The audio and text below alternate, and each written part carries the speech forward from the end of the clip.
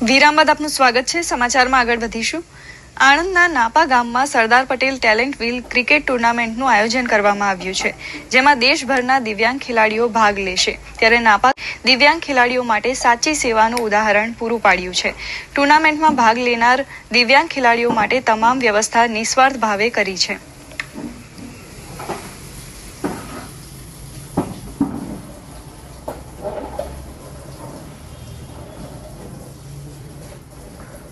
अठावीस થી 30 સુધી અલગ અલગ રાજ્યોમાંથી આવેલા દિવ્યાંગ ભાઈઓ વ્હીલચેર ક્રિકેટરોની સિલેક્શન થશે અને 2 ટીમો બનશે। ઉદ્દેશ્ય એ છે કે સાહેબ રમતગમતના માધ્યમથી દિવ્યાંગ પણ આત્મનિર્ભર બને, વિકસિત ભારતની અંદર દિવ્યાંગ બે પોતાનો સિંહ ફાળો આપી શકે। રમતગમતના માધ્યમથી व्हीलचेयर क्रिकेट माध्यमથી देश और दुनिया में પોતાનું નામ रोशन करे।